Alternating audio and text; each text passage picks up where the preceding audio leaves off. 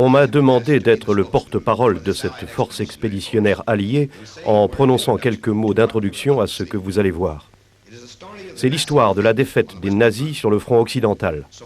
Les réalisateurs ont, dans la mesure du possible, pris en compte le travail des hommes qui ont vraiment compté dans cette campagne. Je veux dire les appelés, les marins et les aviateurs qui ont dû affronter tous les obstacles jusqu'à la victoire. Il faudrait bien entendu des années pour raconter toute l'histoire. Le thème en resterait cependant le même. Le travail d'équipe mène à la victoire. Je veux dire un travail d'équipe liant les nations, les services et les hommes, quel qu'en soit leur rang. Notre ennemi pendant cette campagne était fort, plein de ressources et astucieux. Mais il a fait quelques erreurs. Sa plus grosse fut celle de penser pouvoir rompre notre partenariat. Mais nous nous étions alliés dans le combat pour une grande cause, en une grande équipe. Une équipe dont vous avez été la cheville ouvrière. Cet esprit de liberté animant nos peuples, travaillant, combattant et vivant ensemble pour une grande cause, nous fut fort utile sur le front occidental. Nous qui sommes sur le terrain, prions pour que cet esprit de solidarité persiste pour toujours parmi les peuples libres des Nations Unies.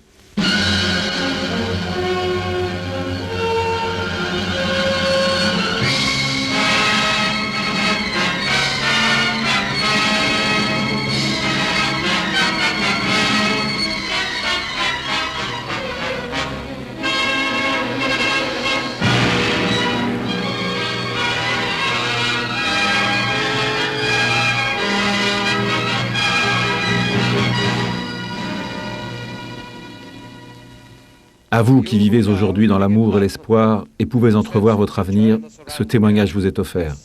Ici, à travers ces documents, vous allez pouvoir ressentir l'atmosphère de notre époque et comprendre à quel point notre liberté en tant que citoyen était fragile. Car sombres étaient l'Europe et le visage des hommes lorsque commença cette page d'histoire. Prise de folie, une nation entière terrorisait et frappait le reste du monde. En se retirant, la marée emportait avec elle notre honneur. Les Allemands répandaient la destruction tout autour du globe. Leur force, provenant de la région enfumée de la Sarre et de la Ruhr, résidait dans notre faiblesse, et derrière leurs défenses armées, leur conquête finissait par s'accumuler. Le long des côtes françaises, face à la Manche, se dressait le mur de l'Atlantique, fait de béton et d'acier, pour mieux souligner les minces espoirs d'une liberté bafouée. Blessés, opprimés et abattus, ayant presque perdu la raison, nous projetions de créer une brèche dans ce mur et de briser l'échine des Allemands. Mais où ? Tels des aigles féroces, nous scrutâmes les côtes de l'Europe. De Flessingue, trop basse, à Cherbourg, port en eau profonde, nous cherchions l'endroit où placer l'assaut. Flessingue était écarté en raison des embouchures et de l'amplitude des marées, et les côtes belges furent exclues à cause du sable et du vent. Les plages au nord de la Seine étaient trop petites et les falaises interdisaient toute approche. Le Cotentin, trop étroit, le Pas-de-Calais, lourdement protégé. Notre choix se porta donc sur la Normandie, sur Caen. Les avions pourraient atterrir sans heurts sur un sol régulier, les défenses côtières étaient moins âpres, l'amplitude des marées suffisante et les hommes seraient à l'abri des vents. Ainsi, sur 8 kilomètres d'un sable encore immaculé de sang, des nations armées allaient défier le cours du destin. Nos peuples se mirent alors à construire des armes d'acier et s'emparèrent du marteau du bâtisseur. Il semblait presque que le soleil s'était immobilisé jusqu'à ce que nos peuples libres, pleins de rage et de force, brandissent dans les airs leur épée de guerre. Voici l'histoire de nos peuples, racontée par ceux qui l'ont vécu.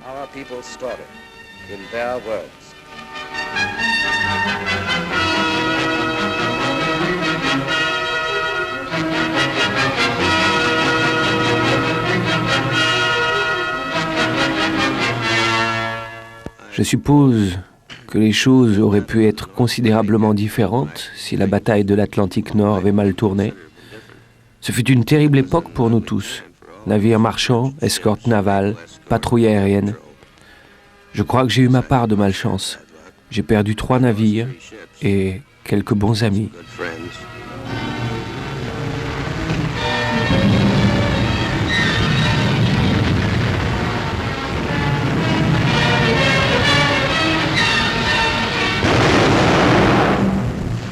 Je me rappelle avoir lu quelque part que lorsqu'une mouette se pose sur une flaque d'huile, ses plumes se collent et elle ne peut plus s'envoler. Il y a dû y avoir beaucoup de mouettes mortes dans l'Atlantique Nord. Bien sûr, nous ne suivions le déroulement des opérations que sur une carte murale, mais c'était, ma foi, assez réel. Lorsque j'ai commencé là-dedans, les repères me rappelaient certains jeux d'enfants. Mais c'était bien de vrais bateaux, des navires transportant du fret, de la nourriture, des équipements, des armes et des hommes pour les utiliser. I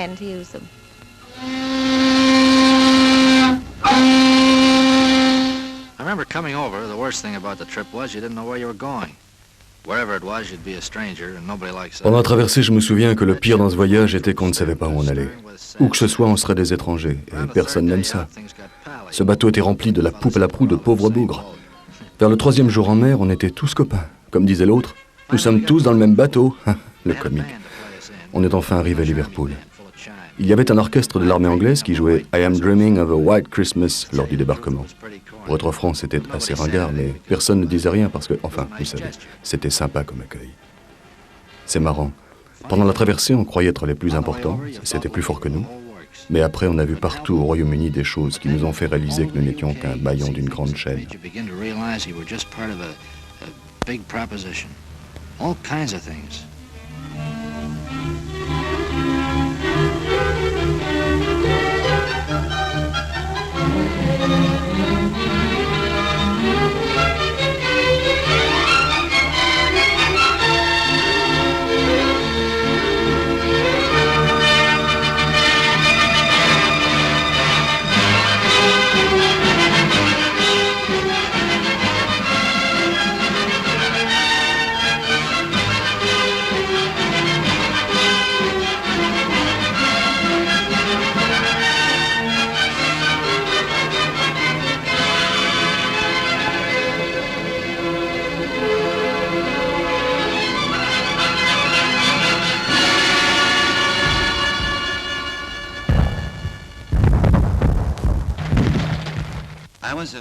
Dans la vie civile, j'étais étudiant en première année de médecine à Johns Hopkins, donc je m'y connais un peu en anatomie.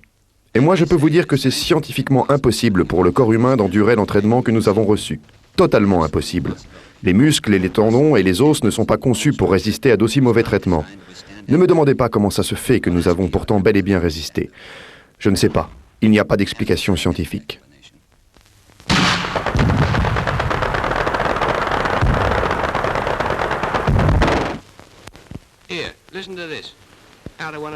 Tiens, écoute-moi ça, dans une de ces brochures de l'armée. Jeune homme, être soldat dans l'armée d'aujourd'hui t'offre des avantages et des opportunités exceptionnelles, tels que l'entraînement physique, des voyages à l'étranger, du sport et d'autres possibilités qui ne sont habituellement pas accessibles à ceux qui travaillent dans la majorité des métiers civils. Ces derniers deviennent pour le moins monotones, mais dans l'armée, la vie est tellement variée qu'il existe peu ou pas de risque d'y passer un séjour triste ou ennuyeux.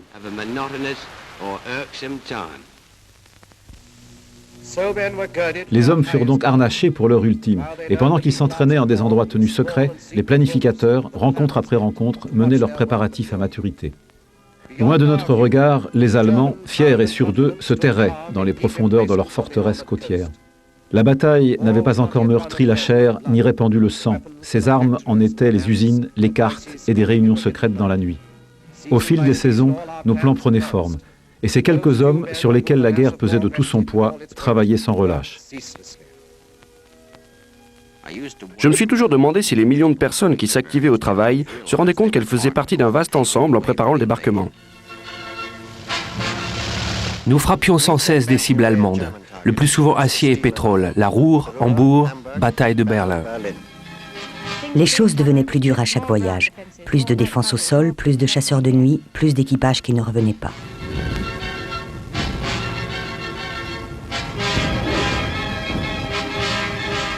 En partant tôt le matin, il nous arrivait d'apercevoir des Lancaster qui revenaient. Souvent, nous attaquions la même cible qu'eux. Nous bombardions aussi des usines de construction aéronautique. C'était un service de luxe, jour et nuit, 24 heures par jour. Nous larguions des agents au-dessus de la France. Ça doit être horrible de risquer sa peau et de devoir garder le secret.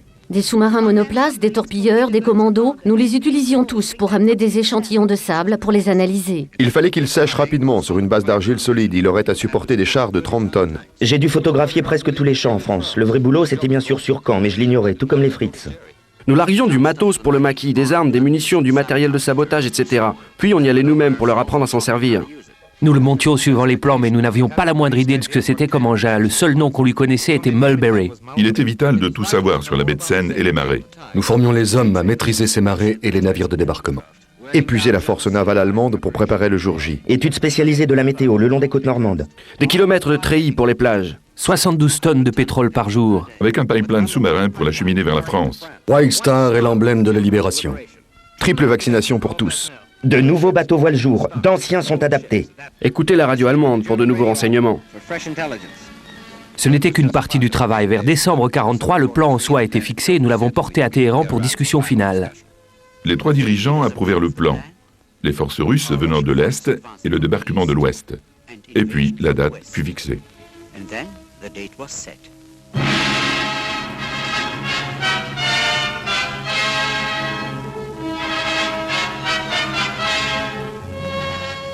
J'exerçais la fonction de commandant en chef avec l'équipe la plus accomplie qu'on puisse souhaiter. Quelques-uns avaient déjà travaillé pendant plusieurs mois en Angleterre, j'en avais ramené d'autres de la Méditerranée. Nous avons d'abord conçu un plan global, puis nous avons dû coordonner le moindre détail, depuis les plans au sol jusqu'aux opérations maritimes et aériennes. Pendant ce temps, nous exécutions des raids aériens destinés à rendre les points de débarquement aussi accessibles que possible, à détruire les communications allemandes et à nous assurer que nous avions le contrôle de l'espace aérien. Ce fut un beau spectacle. Ces aviateurs firent un travail extraordinaire.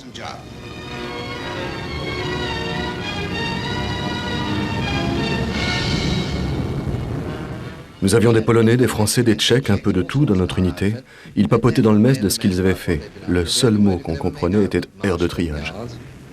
Nous, les bombardiers, ne faisions qu'observer des ponts français. On se demandait « Tu as détruit des ponts importants ces derniers jours ?» À la fin, il ne restait qu'un seul pont ferroviaire intact sur la Seine, entre Paris et la mer. À la fin du printemps, les troupes patiemment amassées dans les villes meurtries d'Angleterre se mirent en mouvement. Après 2 précieuses années de planification, les dossiers étaient mis de côté, les bureaux étaient vides, les cartes restaient enroulées sur les murs. Ce qui avait été écrit sur le papier devenait enfin réalité. De l'autre côté de la Manche, les Allemands, froids et méprisants, restaient en alerte. Tous les renforts avaient été précipitamment rappelés du Rhin. Leur état-major était prêt. Maîtrisant ses forces, il observait avec suffisance la mer houleuse à l'horizon. Il nous cueillerait ou nous ramasserait tels des fruits mûrs sur les plages. La mort elle-même en serait stupéfiée. Mais déjà, couvert par le grondement de la mer, approchait le tonnerre sourd d'une force puissante. Cette force rassemblait dans les vieilles forteresses d'Angleterre les populations libres de toute la terre qui venaient s'entasser sur les navires cuirassés.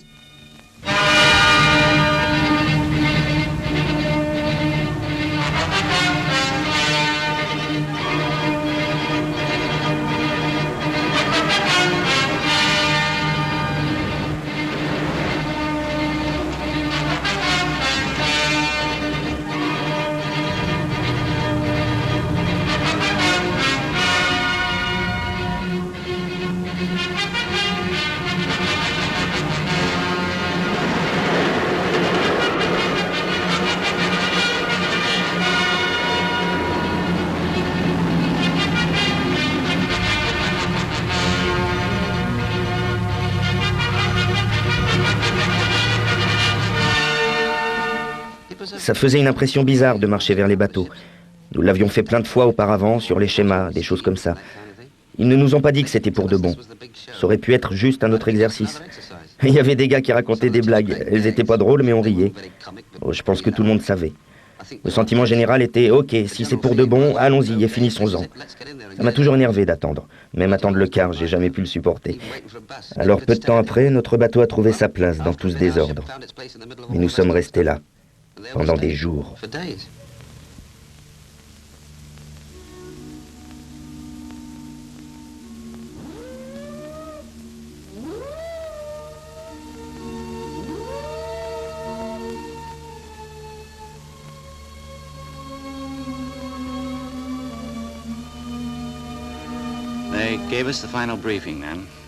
Ils nous ont alors donné les dernières directives. Nous, on savait ce qu'il fallait faire et comment. Eux, ils nous ont dit où et quand. C'est ça un briefing. J'ai écouté chaque mot, je les ai inscrits dans ma tête, comme un disque, qui passait et repassait toujours, bout de plage au matin. Depuis le début de ma vie de soldat, ils m'avaient préparé à ça. Avant, j'avais le temps devant moi qui me protégeait. Maintenant, le temps s'était écoulé et il ne restait que quelques heures. Le matin, il fallait que je regarde les choses en face. J'avais essayé d'imaginer la peur que j'éprouverais. Vous savez, celle qui m'empêcherait de faire mon travail. Tous les autres se demandaient la même chose, je suppose.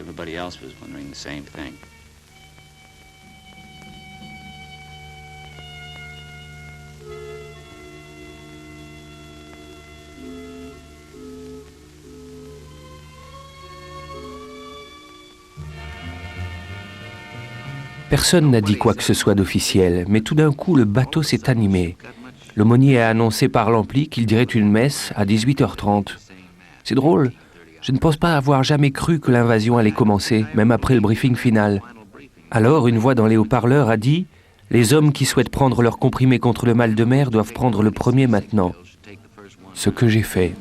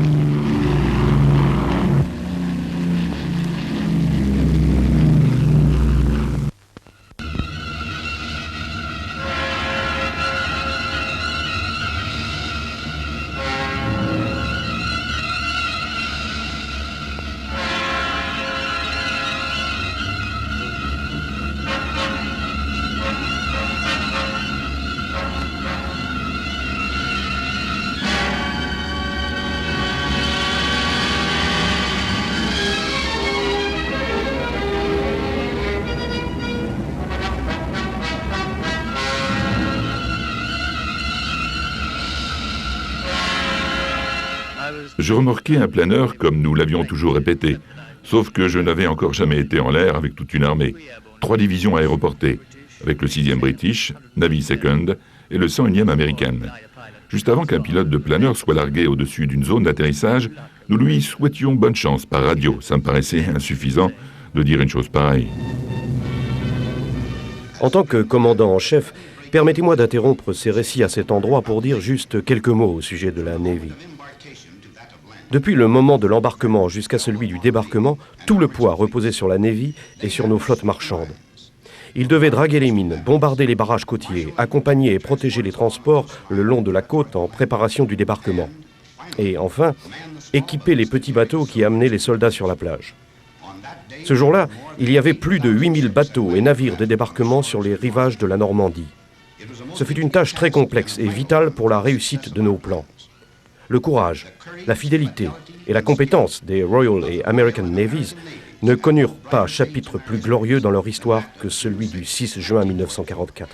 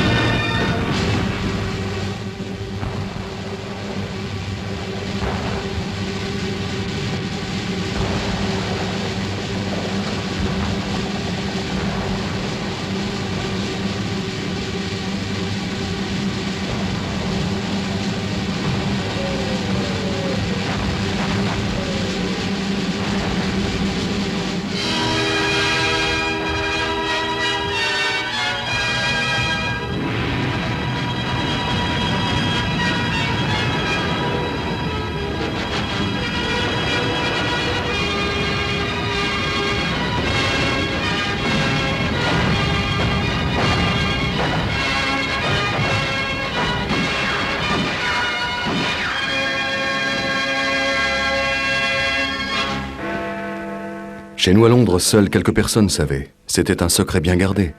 On nous a appelés, nous les correspondants, au lever du jour, en nous disant de nous rendre au ministère de l'Information à 8 heures. Et ils nous ont mis au courant.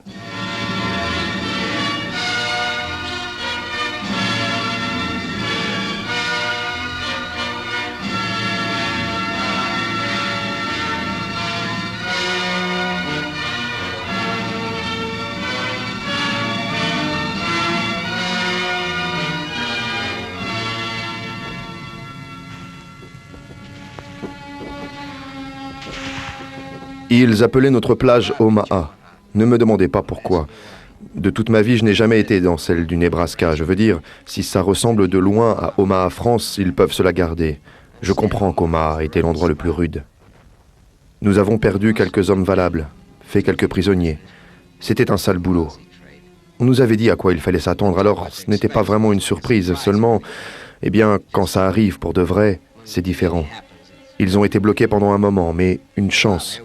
Sur les autres plages, ça allait mieux, alors nous avons eu un peu plus que notre part dans ce travail d'équipe. La Navy est arrivée et les gars de l'aviation, et nous nous sommes enfin approchés. On vous raconte souvent combien de temps il faut pour transformer des nouvelles recrues en des soldats endurcis. Écoutez, je suis devenu vétéran en un jour, ce jour-là.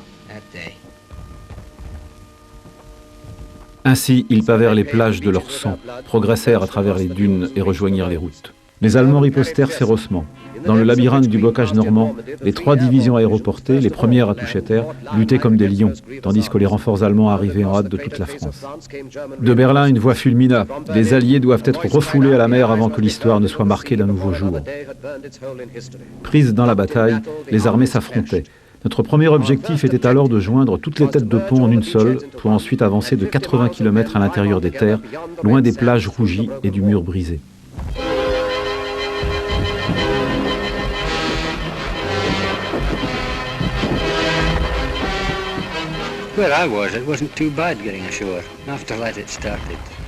Là où j'étais, c'était pas trop dur de gagner la terre. Mais après, ça a commencé. Et nous devions nous battre pour chaque putain de champ. C'était toujours la même chose. Se jeter à plat ventre et planquer ses fesses. Et recevoir l'ordre. Balancer quelques centaines de grenades et passer à l'assaut.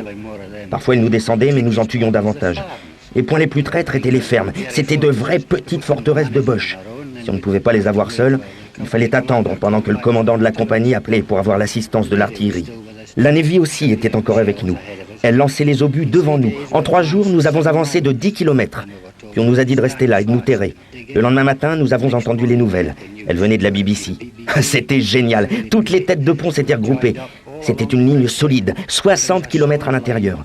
Nous avions un pied-à-terre. Nous étions entrés.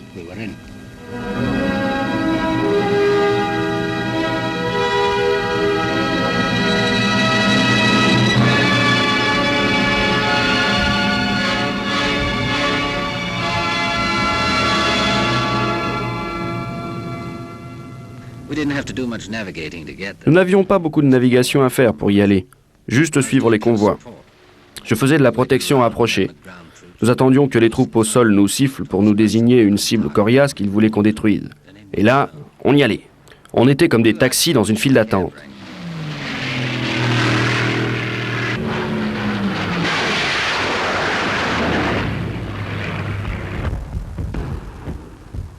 C'est toujours agréable une plage, n'importe quelle plage.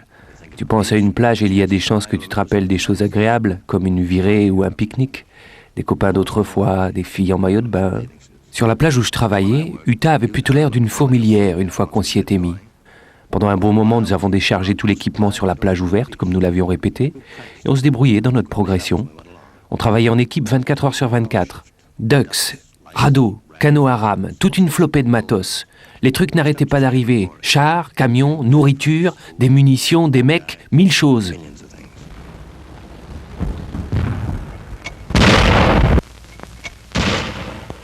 Nous ne pensions pas passer 15 jours dans le même champ, en dehors de Caen, avec un bois derrière nous et les Allemands dans un autre bois, à 1 kilomètre devant nous, et une petite vallée déserte entre deux. Chaque côté attaquant l'autre au mortier, tout le temps. Ça voulait dire devoir vivre en tranchée. Une sorte de routine. Vous savez, appel de 4h à 5h30, 2 heures d'attente pour le petit déjeuner. Il était assez chaud. bacon et saucisses en boîte, thé et évidemment des biscuits.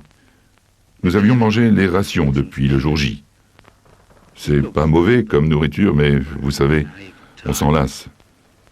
J'aurais donné n'importe quoi pour une tartine de pain frais et une vraie tasse de thé. 15 jours, c'est long pour rester au même endroit et recevoir des obus. Tu encaisses? Alors tu crois que tout le monde en a après toi?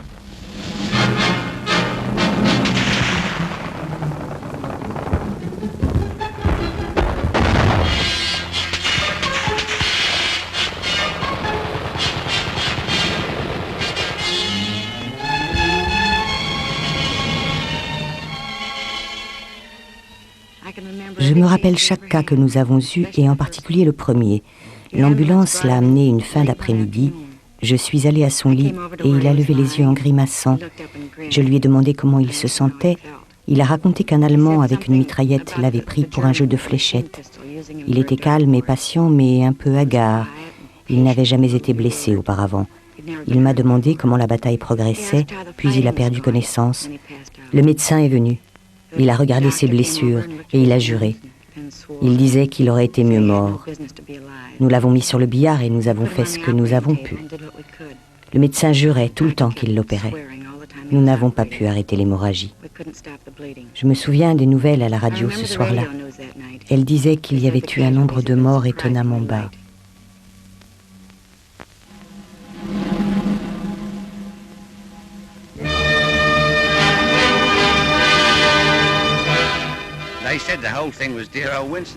Il disait que tout ça avait été l'idée de ce cher vieux Winston. Un port pliable préfabriqué avec tout ce qu'il faut dessus, sauf une cantine. Eh bien, il en est bien capable, c'est bien son genre. Ça a fini par marcher. Il l'appelait Mulberry. J'avais assez confiance parce que j'ai vu comment ça prenait forme, depuis l'immersion du premier bateau dans le sac au large. Et plus loin vers l'ouest, les Yankees en avaient apporté un aussi. Puis, le jour J, plus 13, je crois, un vent du large s'est levé. Pas fort au début, mais ça s'est aggravé. Et le déchargement sur la plage ouverte devenait très risqué. Nous avons entendu dire que dans le secteur des Yankees, l'autre port avait été complètement mis hors service. Quand le vent s'est calmé, notre Mulberry avait l'air assez malade. Et après ce jour-là, c'était le seul satané port qu'on avait. À l'extrémité verdoyante de la péninsule du Cotentin se trouve Cherbourg, ville portuaire. Notre besoin en port était aussi vital que notre respiration. Les Allemands connaissaient cette faiblesse et avaient regroupé rapidement leurs forces dans des groupes défensifs resserrés pour en protéger l'accès. Tous nos plans incluaient Cherbourg. Toute notre stratégie reposait sur ces quais et débarcadères vides. Alors les Américains, après avoir coupé la péninsule du Cotentin, bifurquèrent vers le nord, impatients d'entrer en action. Ils se frayaient d'un chemin à travers les haies et les champs.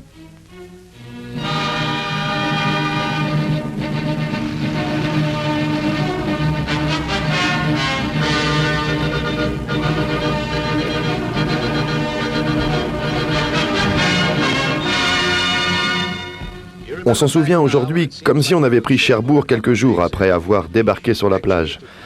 En fait, nous avons mis 19 jours pour parcourir 50 km. 50 km et environ 92 000 haies, et une bataille pour chacune d'entre elles. À part ça, c'était un beau paysage, comme le Connecticut, de jolis arbres et vergers pleins de vaches et de belles petites fermes. Je me rappelle que les pommes étaient trop vertes pour être mangées. Nous nous entendions bien avec les gens, des fermiers et des gens aimables. Les choses sont devenues difficiles lorsque nous sommes arrivés dans les faubourgs de Cherbourg. Ils avaient une défense formidable. L'artillerie menait alors vraiment le bal. Nous leur avons foutu une raclée pendant 3 jours. Des fois, on les arrosait à bout portant, en champ ouvert. Finalement, le vieux von Schneeben, le commandant allemand, a jeté l'éponge. Mais c'était après avoir dit à ses hommes de se battre jusqu'à la mort. Nous avons pris Cherbourg le 25 juin. Tout allait pour le mieux, mais les Boches avaient vraiment rasé ce port. Tout de suite, nos gars se sont mis au nettoyage. Et avec leur façon de s'y prendre, on pouvait voir que tout allait rapidement bien marcher pour nous. Nous nous étions frayé un chemin au travers de la péninsule. Maintenant, il fallait qu'on en sorte. Et partout en France, nous, les hommes du maquis, nous nous battions aussi. Moi, j'étais dans le nord. Nous coupions les lignes téléphoniques et télégraphiques et les lignes de haute tension. Et quand les Alliés ont débarqué, nous avons fini par nous battre à visage découvert. Dans les montagnes de la Savoie, nos amis stoppaient les convois allemands. Enfin, c'était un peu plus facile en montagne. Les renforts des Boches étaient retardés pendant de nombreux jours. Usines et ponts disparaissaient régulièrement. Mais le prix que nous avons payé a été horrible. Dans le seul village d'Oradour, les Allemands ont massacré 1100 des 1200 habitants et le lieu a été complètement brûlé. On les accusait d'avoir piégé des troupes allemandes. Chaque maison fut détruite. Femmes et enfants sont morts dans les flammes, dans l'église où ils avaient été enfermés. Oui, nous l'avons payé très cher, mais notre boulot était fait. Yes, the price we paid was very great, but our job was done. À travers la ville de Caen, l'Orne s'écoule tranquillement jusqu'à la mer. Caen, capitale de la Normandie, où les Anglais se heurtèrent à un mur d'Allemands. Rien à voir avec la percée de Cherbourg, dont la progression avait été similaire à une faux dans un champ de blé, mais plutôt à l'image du marteau-piqueur qui peine, avançant centimètre après centimètre. C'était précisément ici que les Allemands craignaient une percée rapide vers la Seine et qu'ils avaient massé le gros de leurs forces, 10 des 12 divisions de son armée, parachutistes et SS, contre les vétérans de l'Allemagne. Nous voulions les forcer à rester se battre ici, sur ces terres dévastées, parce que la suite de notre stratégie dépendait de leur immobilisation sur place. À Caen, chaque centimètre de sol était disputé âprement. La poussière était hors de prix. Au plein cœur de l'été, Caen allait devenir le pivot de la guerre.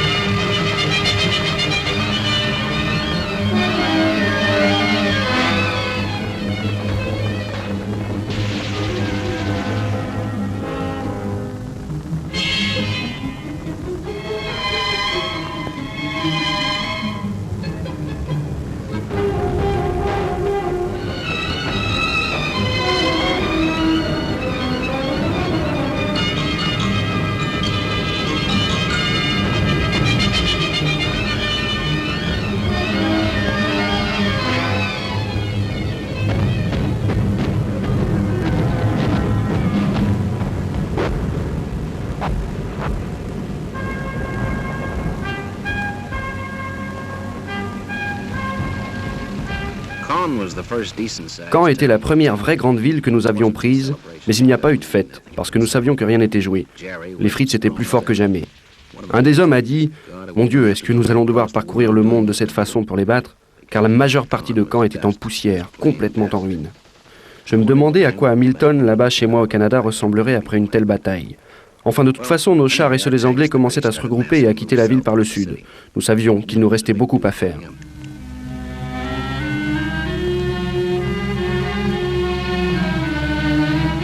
Pour nous, le spectacle a commencé au sud de Caen, lorsque les Polonais nous ont rejoints. Quand nous avons commencé notre avancée, j'ai entendu pas mal de gars dire « les Allemands se débinent ». Moi, j'avais été à Al-Alamein et je savais qu'ils ne se débinaient pas. Et j'avais raison. La bataille au sud de Caen n'avait rien de joli. Pas de mouvement de panzer, pas de débordement, non, rien de tout ça. C'était un affrontement dur, amer, sanglant et violent. Nous devions rester là et donner le meilleur de nous-mêmes, même si nous n'avions pas mieux à donner.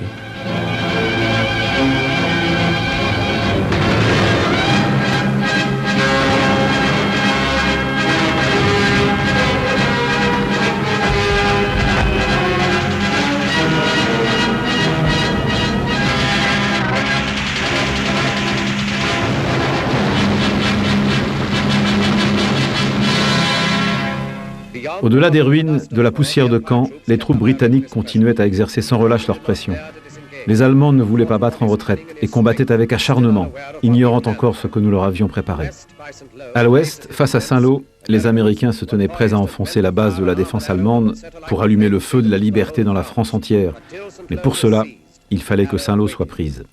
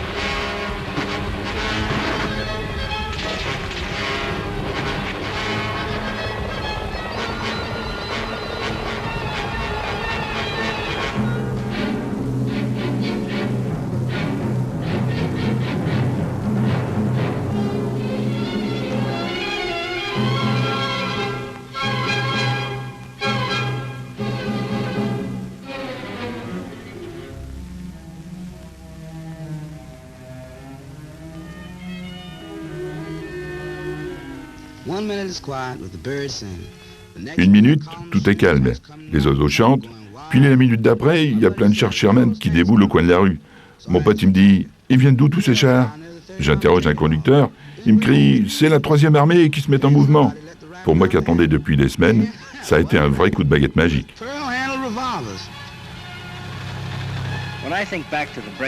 Quand je repense à notre percée, j'ai du mal à me souvenir d'autre chose que du peuple français. Des gens sur le bord de la route, des gosses à qui on donnait des bonbons sans arrêt, des gars des féfis qui ramenaient les charrettes des champs, des garçons de ferme qui nous saluaient notre passage. Il était plus facile de les regarder dans les yeux, de sourire, de leur retourner leur salut, quand on n'était pas obligé de pilonner leur maison avant. Le matin qu'on est entré en Rennes, mon vieux.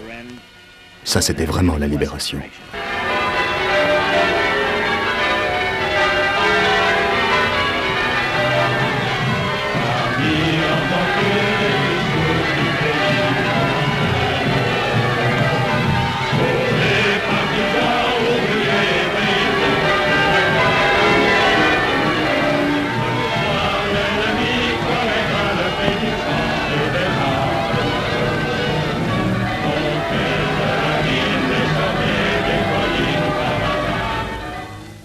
À Rennes, l'armée américaine se dirigea vers l'est et le nord-est afin d'encercler les divisions motorisées allemandes et de les prendre à revers. L'ennemi, qui voulait stopper net cette offensive, tenta de couper le couloir étroit d'approvisionnement des troupes alliées le long de la côte. De Mortain débuta une contre-offensive dans le but d'arriver jusqu'à la mer vers Avranches et d'ensevelir nos espoirs dans une terre encore fumante.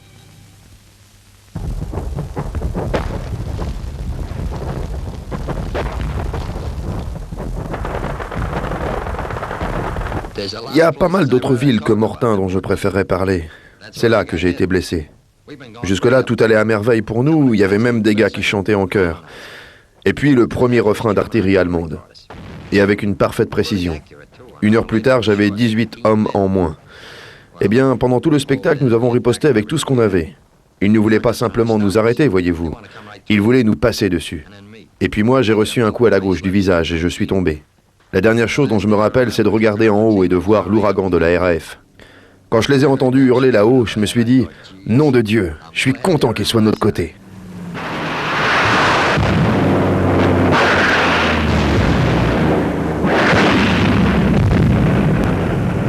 J'étais assis devant le bureau du renseignement, je prenais un peu le soleil, lorsque le QG a déboulé, disant que le nord-ouest de Mortain était infesté de Boches, se dirigeant vers l'ouest.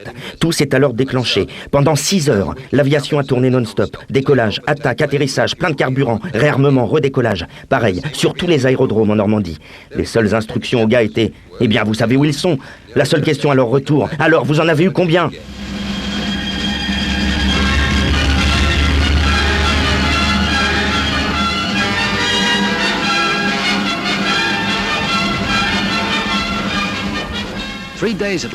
Ça a duré 3 jours, toutes les unités étaient là, de toutes les armes. Pour moi, c'était juste manger, fumer et recharger mon 105, pas de sommeil. Alors les choses se sont calmées, on a reçu les nouvelles, on a pu s'arrêter et on a crié. Ah, tout le monde avait envie de faire la fête, mais ça restait dur dehors. J'ai essayé de boire toute une bouteille de sirop contre la toux, ça a bien marché, j'étais saoul comme un cochon. La contre-attaque nous prit par surprise, mais ne parvint pas à entraver nos plans de diversion. L'ennemi, en venant de Caen, avait puisé dans ses forces et laissé ainsi son flanc nord affaibli. Désormais, la partie était jouée.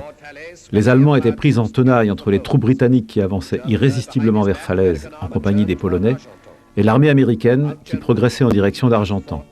Vaincus et défaits stratégiquement, ils se trouvèrent pris au piège.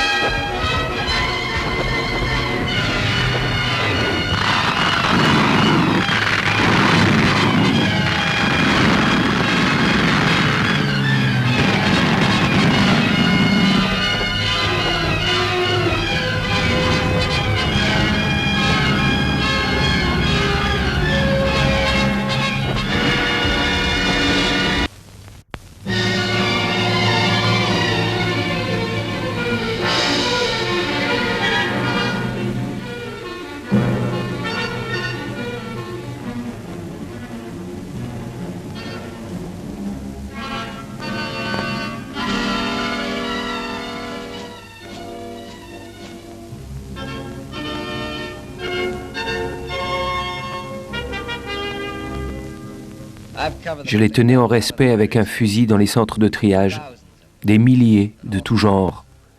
Les durs, le sourire figé sur le visage à force d'avoir reçu des obus sur la figure.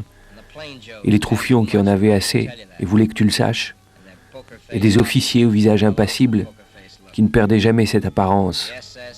Les SS, les parachutistes, les vieux de la vieille du front russe, je les ai tous vus. Les bébés de la jeunesse d'Hitler, qui semblaient être tout droit sortis du collège. Des tueurs expérimentés. Des je sais tout, mais ils parlaient des droits de la Convention de Genève et ils demandaient « Quand est-ce qu'on va aux États-Unis » Et cet autre gars qui sortait de son trou les mains en l'air, complètement fini et trop bavard, prêt à jurer qu'il haïssait Hitler tout le temps. Les jeunes qui savaient comment fonctionne une mitrailleuse et rien d'autre, ricanant comme s'ils avaient toujours le dessus. Ils avaient du mal à contrôler leurs doigts sur la gâchette. Et puis les mecs d'âge moyen qui voulaient me parler de leurs femmes et de leurs gosses, je les laissais faire. Ils en avaient marre de tuer, c'est ce que j'ai vu, et marre d'être tués aussi. Et quelques-uns pensaient qu'ils avaient de la chance, et d'autres ne le pensaient pas. Et il y en avait qui n'en avaient rien à faire. Je les surveillais pendant qu'ils cherchaient à comprendre ce qui les avait poussés, mais ce n'était pas mon boulot de les comprendre, je les tenais juste en respect. Mon pote, je leur ai jamais donné plus que la Convention de Genève, et c'était tout. Les chars américains roulaient toujours vers l'est, en direction de Paris. Devant eux, les Allemands fuyaient et battaient en retraite. Les mains en l'air, ils se tenaient tous sur le bord des routes jonchées de leur équipement détruit. Et les chars continuaient à avancer, par-delà la fumée qui couvrait le paysage meurtri. Une bonne carte géographique linéaire très précise est un must absolu pour une armée moderne mécanisée qui se déplace à grande vitesse. La distribution des cartes était mon travail dans notre division. Notre section avait les choses bien en main lorsque nous nous sommes frayés un chemin hors de la péninsule de Cherbourg. Puis tout a tourné à la folie pour nous. La folie pure et simple. Un matin, je me suis réveillé et l'armée était complètement sortie de la carte. Elle était tout bonnement hors champ. Nous avons donc dépêché une commande pour 500 000 cartes de la région d'Orléans. Elles sont arrivées dans un délai correct. Mais à notre grand désespoir, l'armée progressait bien au-delà de la région orléanaise. Elle était à nouveau hors champ. Ce fut une période de crise intense pour moi. J'ai donné la priorité absolue à une nouvelle commande de cartes du secteur de Paris. Nous n'admettions pas d'être dépassés par les événements. Quand il est devenu évident que nous allions contourner Paris, ça nous a presque achevés. Nous avons dû larguer 10 tonnes de cartes par parachute. Expérience très humiliante. Je serai heureux lorsque je retournerai à la bibliothèque du Congrès, où les cartes ont encore une certaine valeur.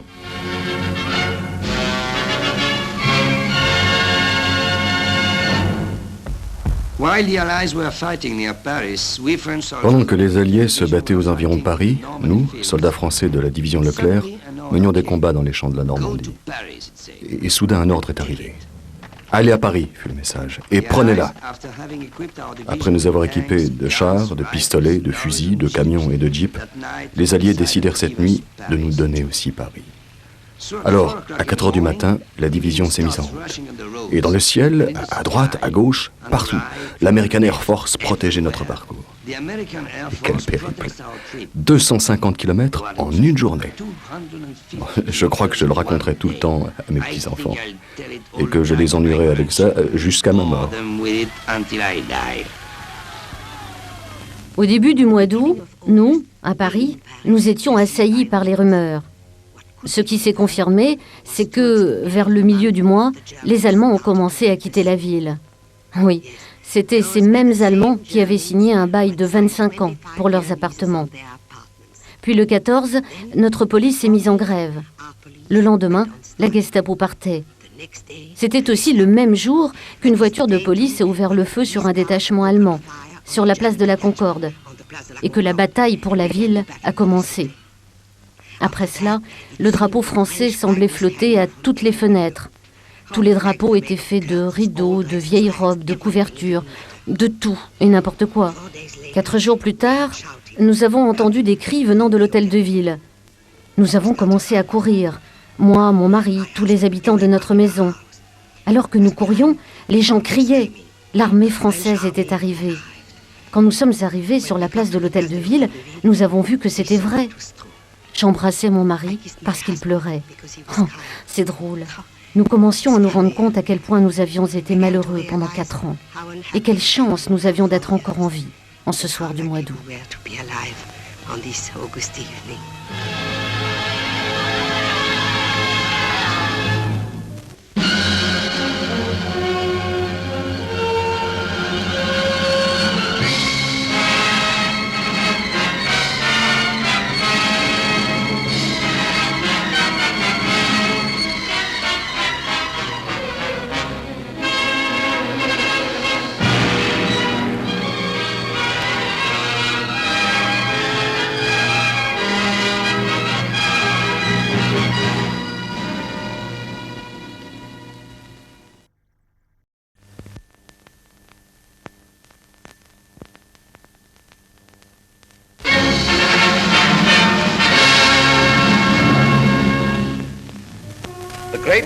La grande poursuite était lancée. La bataille de France se terminait enfin, lorsque tout d'un coup, l'ennemi en désarroi fut assailli par un nouveau débarquement. 2 armées frappèrent, américaines et françaises, le long des larges plages du sud de la France. Puis, ces 2 nouvelles armées déferlèrent comme des vagues vers le nord pour rejoindre les forces qui avançaient vers le Reich. Au-delà de la Seine, où d'une centaine de sites les Allemands lançaient leurs bombes volantes, qui apportaient la mort et la destruction aux villes anglaises, nos vaillantes armées accomplirent les tâches qui leur avaient été assignées il y a si longtemps. Les Américains avancèrent vers les frontières du Reich, les Canadiens furent envoyés vers les ports adossés à la Manche, massivement occupés par les troupes ennemies désespérées, et dans une vaste charge fracassante, les blindés britanniques foncèrent vers un Bruxelles en attente.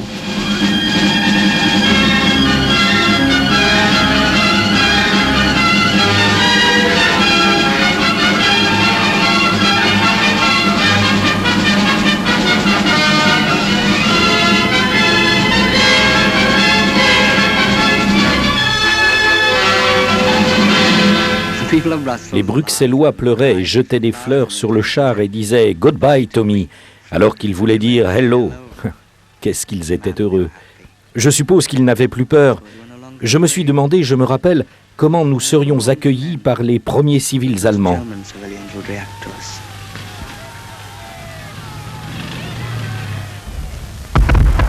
Un jour, je me souviens, on traversait un très grand champ tout plat. Il n'avait rien de spécial, ce champ. Je saute par-dessus une barrière de barbelés et un mec me dit « Devine quoi ?» Alors je dis « Quoi ?» Il me dit « T'es en Allemagne, il y a un panneau là-bas qui dit ça. » Alors je me suis dit que ce serait bientôt fini. J'ai gagné une livre sur la chute de Paris et 10 shillings sur Bruxelles et j'avais parié 5 livres que tout serait fini avant le 1er octobre.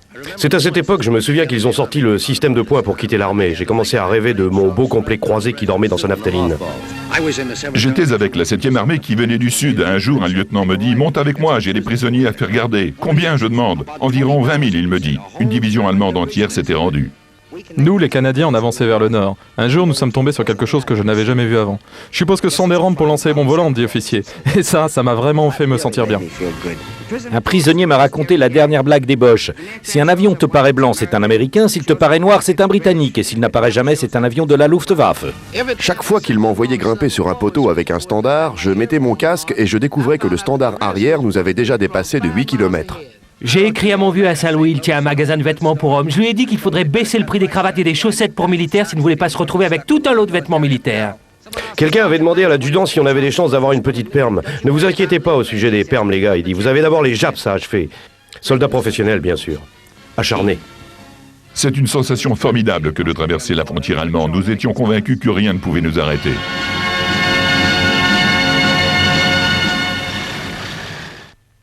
Chaque ligne prend fin quelque part. Dans le sud-est de la Hollande, il n'y avait rien entre l'armée britannique et la plaine allemande, à l'exception de 2 fleuves et une ville. Ainsi, nous avons élaboré nos plans. Envoyer une armée aéroportée prendre Eindhoven et les ponts à Nijmegen et à Arnhem. Puis les tenir, en attendant les forces qui remonteraient du sud dans un fracas assourdissant. Ainsi, là où aucune ligne n'existait, le Rhin serait enfin traversé en force.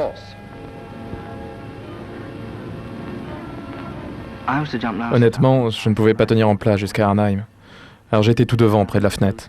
Je ne voyais rien que le ciel bleu, des Dakota, et plus haut des avions de chasse. On aurait dit des moucherons. Un des gars lisait le journal, il m'a montré un article amusant, mais je n'arrivais pas à rire. La côte hollandaise était là, avant que je ne sois prêt. Quelqu'un a crié « On s'approche !» et nous avons pris nos postes. Je me rappelle que je me disais « Quelle putain de mauvaise chance de se faire tuer maintenant, alors que la guerre était presque finie. »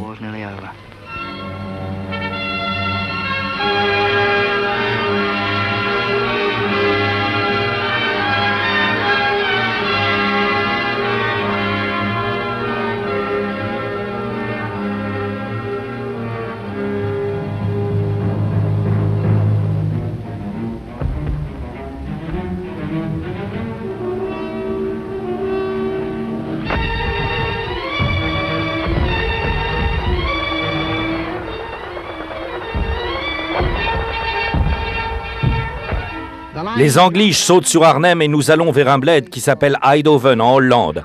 Ça se passe bien, nous nous enterrons, nous formons un périmètre de défense et nous attendons l'armée britannique. Ensuite, nous la rejoignons et nous mettons cap sur Nijmegen. Le pont de Nijmegen ne portait presque aucune marque. Nous avons traversé le fleuve et nous nous sommes dirigés vers Arnhem. Mais on n'est pas allé très loin. Les Boches savaient aussi bien que nous devions passer par là et ils nous ont balancé tout ce qu'ils avaient. Je n'avais jamais rien vu de pire. Nos hommes nous attendaient à Arnhem et nous ne pouvions pas les atteindre. À Arnhem, nous nous sommes bien enterrés, nous et quelques Polonais. Nous manquions de munitions et de vivres, et c'était ça notre principal souci. Je n'oublierai jamais ces missions de largage d'approvisionnement, la façon dont les Boches tiraient sur nos avions qui déboulaient en plein là-dedans. Vers la fin, nous savions que la situation était grave. Nous savions que nous étions encerclés. Nous savions que nous n'avions aucune chance de nous échapper. Je me souviens du comportement de tout le monde. Les hommes qu'on connaissait comme les guerriers les plus durs devenaient doux, gentils, prévenants les uns envers les autres. Je connaissais beaucoup mieux les hommes après Arnhem.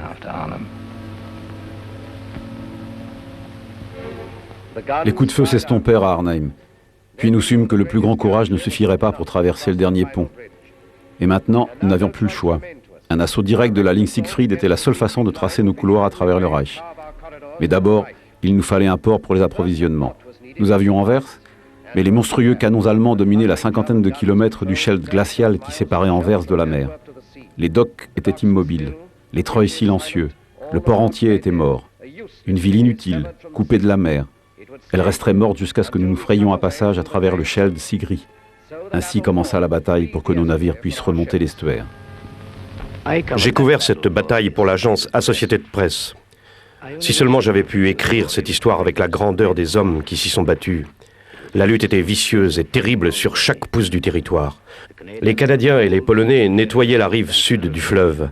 La Royal Navy, les Marines et les Norvégiens chargeaient vers la gueule des canons de 210 mm à West Cappel, le sang et l'eau jusqu'aux genoux.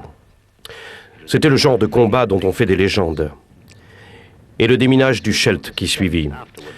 Ce fut la plus importante opération du genre dans toute l'histoire. Le premier navire à entrer dans le port d'Anvers a coûté la vie à des milliers de nos hommes les plus courageux.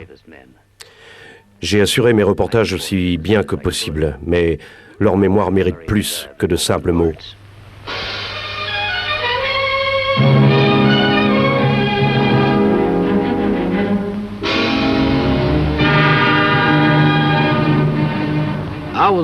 J'étais manutentionnaire pour le premier convoi d'Anvers. Quand je suis arrivé au front, j'ai vu plein de dépôts vides. Un spectacle qui ne me plaisait pas du tout. Les gars voulaient savoir où était le matos. On peut pas se battre sans matos, tout le monde sait ça. J'ai fait beaucoup de trajets, je sais pas combien. Je conduisais jour et nuit, chantant pour ne pas m'endormir des chansons comme Milkman Keep Those Bottle Quiet.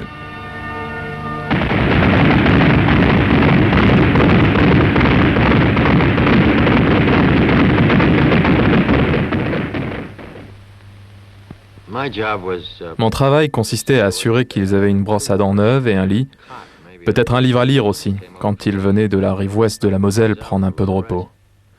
Nous les ramenions une compagnie à la fois, parce qu'un régiment ne pouvait pas se passer de plus d'hommes. Quelqu'un leur avait tapé sur l'épaule et leur avait dit « Ça va mon gars, tu retournes de l'autre côté de la rivière pour 24 heures de repos. » Et les voilà ici, où ils pouvaient se reposer. Ils n'arrivaient pas à y croire. Les voilà ici pour seulement 24 heures sans la guerre. Tout était réduit à l'essentiel, distribué comme des billets de banque par un caissier à son guichet. Une nuit de sommeil, 2 repas chauds, des sous-vêtements et un pantalon propre, rasage, une douche bien chaude, un film. Je me demandais ce qu'ils appréciaient le plus dans cette journée. L'occasion d'écrire chez eux, la douche bien chaude, la pin-up à l'écran. En tout cas, c'était terminé le lendemain matin. Ils retournaient avec leurs affaires propres, douchées, rasées, et une bonne nuit de sommeil de l'autre côté de la Moselle. Ils retrouvaient leurs trous dans la terre et les obus.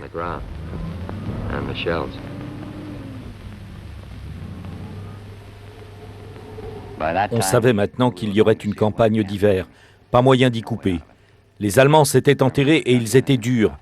Il était clair que tant qu'on ne serait pas beaucoup plus fort, nous n'irions nulle part. L'escadre fonctionnait chaque fois qu'elle pouvait. On ne faisait pas beaucoup de vols. Nos appareils étaient givrés, et nous, pas beaucoup mieux. Je suppose que tu t'amuses beaucoup à Paris, m'a écrit ma cousine, avec tout ce parfum et les bas de soie et le champagne. Ils appelaient le bout de notre ligne le Sud. Nous nous trouvions dans les Vosges avec la 7e armée américaine. Mais il ne faisait pas très chaud dans ce Sud. Je me rappelais avec plaisir la Méditerranée où nous avions débarqué en août. Hélas, les souvenirs ne tiennent pas chaud. Avant de rejoindre l'armée, j'aurais pensé que creuser un trou dans mon jardin et y vivre tout l'hiver entraînerait une mort certaine. Mais c'est exactement ce qu'on a fait. Le sergent nous a dit, eh bien quoi, les écureuils le font chaque année. Peut-être bien, je me suis dit, mais ils ne tiennent pas une mitrailleuse en même temps. Il n'y avait pas de chauffage dans notre bureau à Bruxelles. Je mettais tant de vêtements sous mon uniforme qu'on m'a surnommé le baluchon britannique. Je n'avais jamais fumé avant, mais assez rapidement, j'ai commencé à fumer jusqu'à un paquet par jour. J'ai vraiment violé la vieille loi de Vesalius, ma compagnie fondée. Tu regardais autour de toi un jour et tu te retrouvais en train de te battre à côté d'étrangers. C'était bouleversant.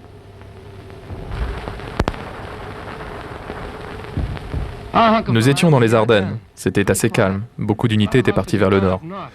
Il y avait plein de rumeurs quant au lieu et à la date de l'offensive. Puis un jour, je montai la garde et on a commencé à tirer des obus. Pendant une minute, je me suis dit « ça y est !» Puis je me suis rendu compte que ces obus ne partaient pas de chez nous. Ils arrivaient sur nous. Instant d'après, des chars allemands. C'était une offensive, ça c'est sûr, mais dans le mauvais sens.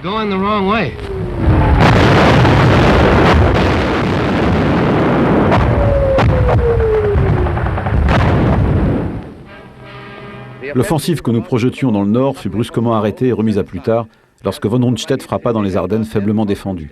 Il se fraya un passage de flammes à travers les lignes américaines et envoya ses chars dans une course désespérée vers la Meuse. Une nuit de brouillard en décembre vit le début de l'attaque. Personne ne pouvait en prévoir la fin. Elle visa le port d'Anvers via Liège et tous nos plans durent rester en attente pendant que nous mettions toute notre force à arrêter les Allemands dans les Ardennes.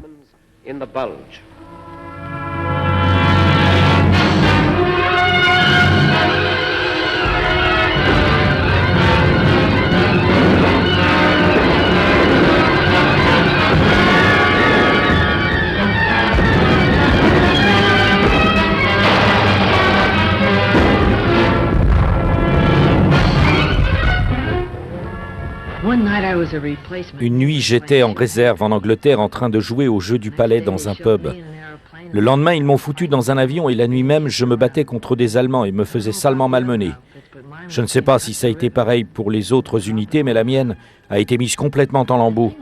Ils tombaient tous autour de moi. Ce qui me reste dans la tête, ce sont les infirmiers. Leur seule arme était l'aiguille, mais ils étaient là où ça chauffait le plus. On entendait crier « Infirmiers, infirmiers !» et ils venaient toujours.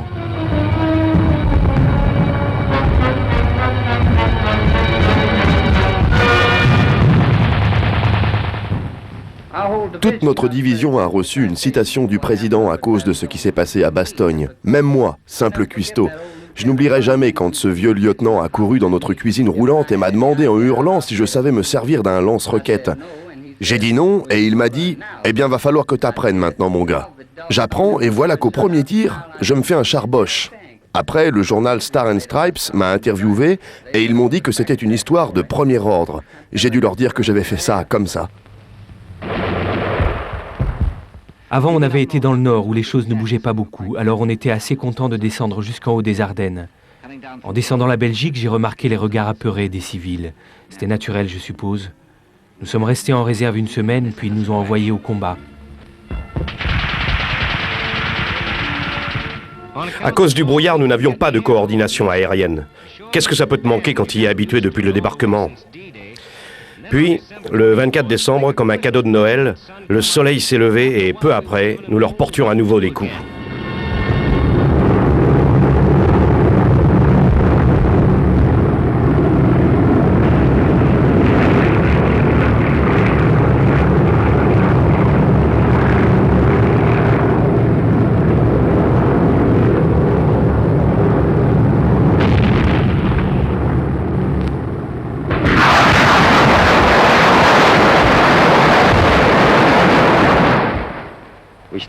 Nous avons fini par les stopper net. Ça nous a coûté beaucoup d'hommes, mais nous les avons arrêtés, nous, ceux qui restaient.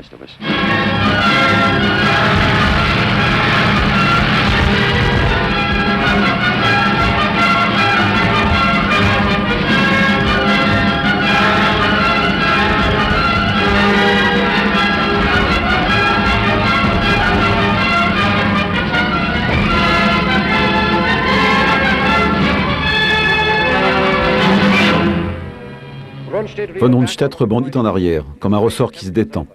Sa grande tentative était finie, et ses armées qui s'étaient gorgées d'une telle richesse de sang rampèrent trempées vers le Rhin. À Yalta, alors que de terribles explosions faisaient trembler les fronts allemands, Les grands architectes de la liberté se rencontrèrent pour asséner le dernier coup et rétablir la paix. Et alors qu'ils négociaient encore, nous mettions en œuvre notre stratégie. Nous voulions que l'ennemi livre bataille sur la rive ouest du Rhin, car c'est là où nous pouvions le détruire, à l'extérieur de sa forteresse, sans le bouclier d'un fleuve sans pont. Nous jetâmes le gant, le défiant de se battre.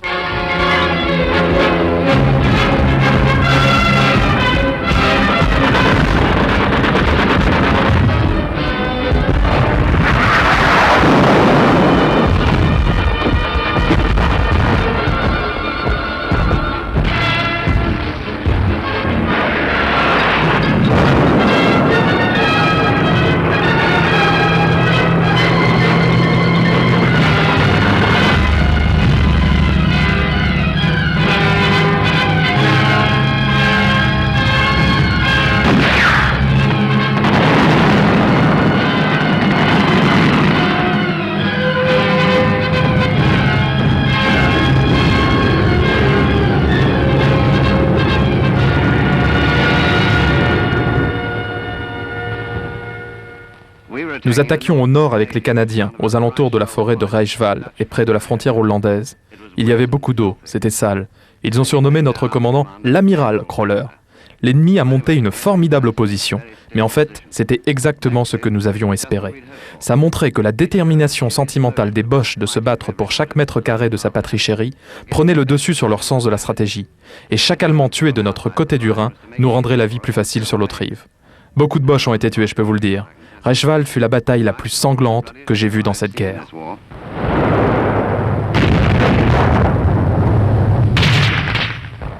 J'étais avec l'unité qui a pris Mönchengladbach. Je pense qu'on le dit comme ça. Il n'y avait pas beaucoup de civils dans les rues et même ceux qui s'y trouvaient, on n'avait pas le droit de leur parler, sauf si on était obligé. Il y avait une amende de $65 pour fraternisation. Je me demande comment ils ont calculé ce chiffre. Je veux dire, pourquoi 65 ?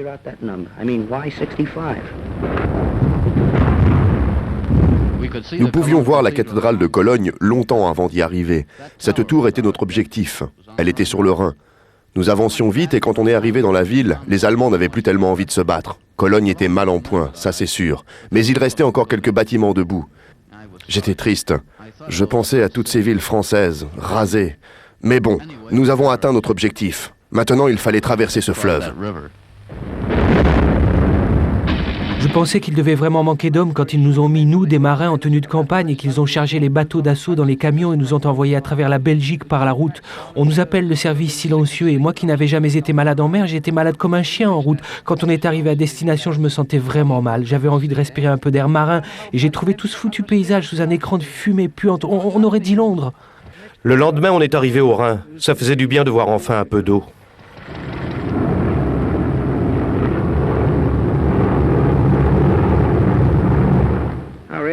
Nos forces aériennes avaient pilonné la rive est du Rhin, mais j'avais quand même la trouille. Les Allemands avaient fait sauter tous les ponts et on savait que la traversée serait en amphibie. Quand j'ai la trouille, j'arrête de bouffer. Et pendant les 2 jours avant cette traversée, j'ai plus rien ingurgité, sauf quelques barres de Milky Way. Ce serait le débarquement de nouveau, dangereux. Miracle! Le voilà tout noir, vraiment énorme. Je suis pas architecte, mais à mes yeux, le pont de Remagen était le plus beau pont du monde. Dans l'armée, quand tout se passe comme prévu, c'est merveilleux. Mais quand tout se passe encore mieux que prévu, alors tu te dis que l'aumônier a dû faire des heures sup. Trouver ce pont, c'était un coup de chance, et nous l'avons exploité à fond. Les premiers gars à traverser l'ont fait en grande pompe.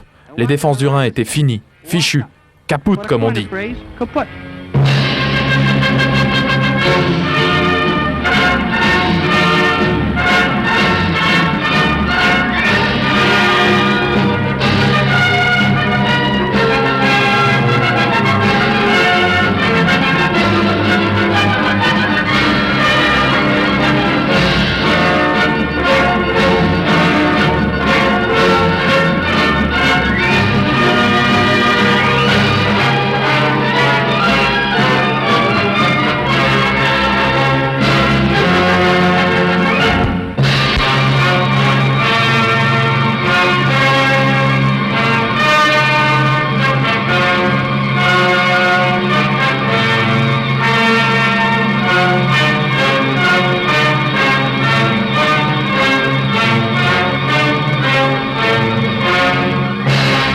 traversons sans problème, tout se passe bien. Et puis tout d'un coup, on m'affecte à la garde auprès de quelques prisonniers allemands. Je n'oublierai jamais leur visage quand nos aviateurs ont commencé à nous survoler. Ils sont restés plantés là, à les regarder. Puis après une demi-heure, un des hommes me regarde, il regarde le ciel et dit « Pouh, propagande !»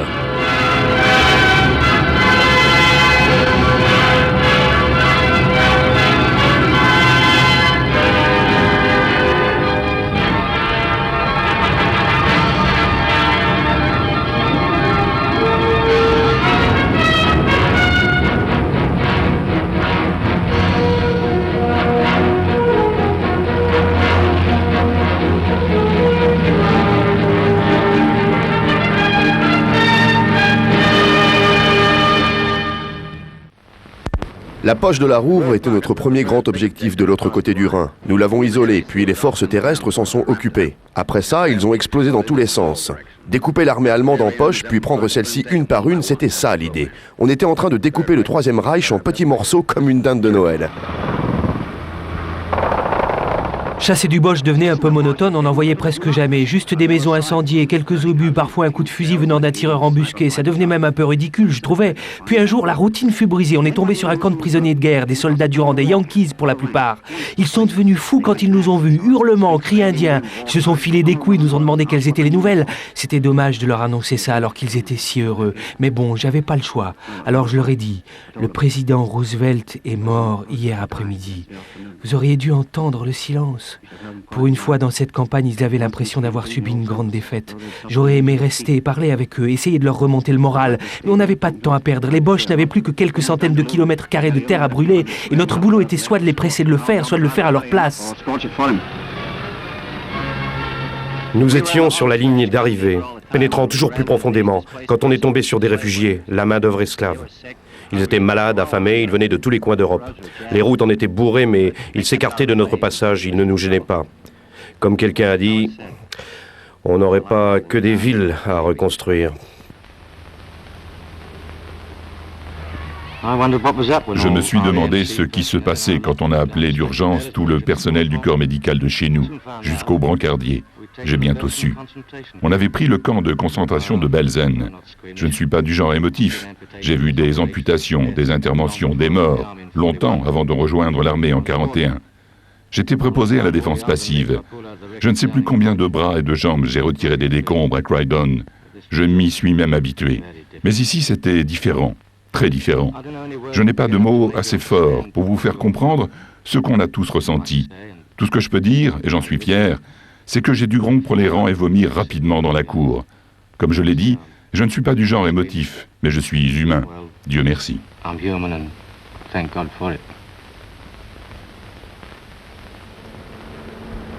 Le gouvernement nous a envoyé quelques membres du Congrès pour voir ces camps.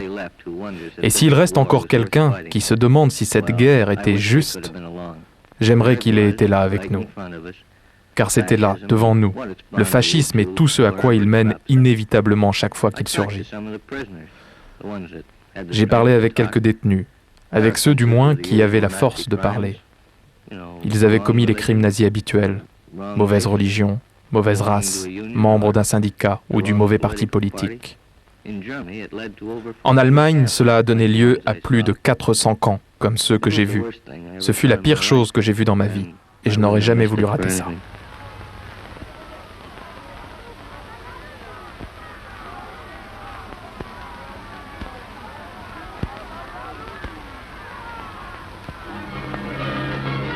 Quand une armée se met à avancer vite, c'est là où le transport aérien commence à devenir important.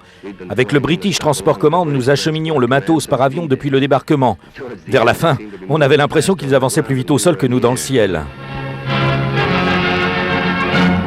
Au fur et à mesure que tombaient les différentes poches ennemies, nos espoirs s'élançaient plus haut que les flammes qui s'élevaient au-dessus des villes meurtries d'Allemagne. En Italie, nous fîmes 1 million de prisonniers, lorsque d'un seul coup, le pouvoir allemand fut écrasé. Puis, nos chars traversèrent les montagnes du sud, où l'ennemi avait espéré livrer une dernière bataille furieuse. Les Russes prirent Berlin, arrachant ainsi le cœur de l'empire d'Hitler. Et ce dernier, qui avait projeté de dominer toute la terre d'un pôle à l'autre, se volatilisa comme une volute de fumée au milieu des murs écroulés. Sur les berges verdoyantes de l'Elbe, nous attendîmes la rencontre entre Est et Ouest.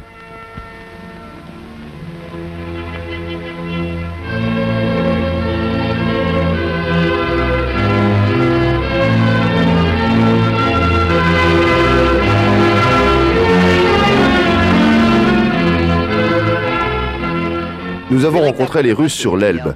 Pendant 1 ou 2 jours, j'ai passé mon temps avec un fantassin qui s'appelait Konikov. Il ne savait pas un mot d'anglais, alors je lui ai appris ma Ekingbak. Et il m'a appris Tovarich, ça veut dire camarade. Nous avons bu à Lenlisson et on s'est sacrément bien marré. Puis ce vieux Konikov a déniché un interprète et a proposé un toast aux grands soldats américains. J'étais sidéré. Nous nous sommes pas mal débrouillés, mais je n'ose pas imaginer ce que nous serions devenus sans lui.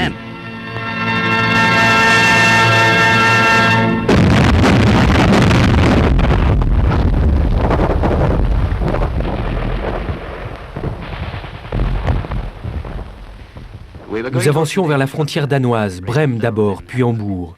Les choses commençaient à se gâter. 1,5 million de Boches se sont rendus dans le nord. Le conflit était presque terminé, notre tâche commençait. Nous nous étions longuement entraînés pour l'administration de l'Allemagne et nous étions préparés à toutes sortes d'ennuis, sabotage, résistance passive, peut-être quelque chose de plus violent, vous savez, des loups-garous déguisés en brebis. Mais en fin de compte, la plupart d'entre eux étaient dociles et faisaient ce qu'on leur demandait de faire. Ils semblaient être en bonne santé, bien nourris. C'étaient leurs âmes qui étaient malades. Une Allemande qui contemplait ce qui restait de sa ville m'a confié « Si seulement vous vous étiez rendu en 40, rien de tout cela ne serait arrivé. »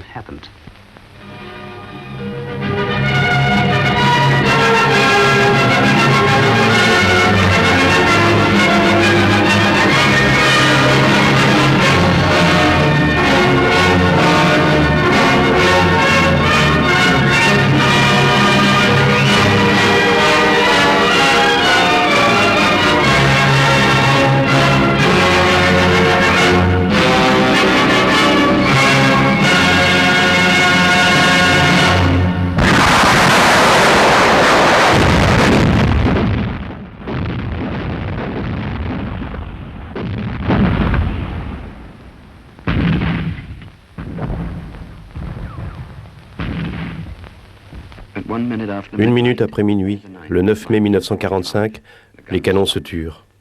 C'était le jour J plus 337. Et maintenant, ça commence. Toutes ces discussions pour décider qui a gagné la guerre. Eh bien, voilà ce que j'en dis, moi. Qu'aucun pays sur Terre n'aurait pu le faire tout seul. Alors, qu'est-ce que cela veut dire? Que celui qui veut se faire applaudir tout seul est non seulement un vantard, mais un fou. J'ai passé 4 ans dans l'infanterie. J'ai vu pas mal de choses. Et pendant tout ce temps, j'ai rencontré seulement 3 hommes qui aimaient se battre. Et cela était assez cinglé. Mais il fallait le faire. Maintenant que c'est terminé, je me sens bien. Il n'y a qu'une chose qui me gêne. Toutes ces discussions sur la Troisième Guerre mondiale. Ces grands pessimistes qui parlent si facilement d'une autre guerre n'ont pas dû voir celle-ci. Ou du moins pas assez. Nous les avons regardés ramener des prisonniers de haut rang. Certains d'entre eux étaient tout à fait prêts à sympathiser. Moi, j'ai pensé aux gars que j'avais connus et qui avaient cassé leurs pipes, écrasés, descendus, portés disparus, depuis la bataille de l'Angleterre. Je me souvenais de leurs visages, des blagues qu'ils avaient faites, ou peut-être juste de leur rire ou quelque chose comme ça. Ils semblaient si nombreux dans mes souvenirs.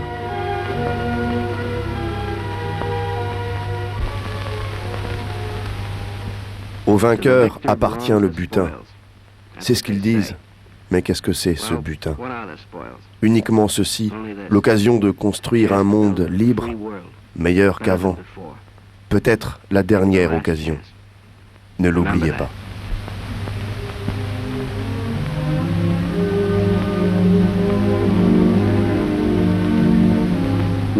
Maintenant est venue l'heure de soumettre notre victoire aux épreuves de la paix.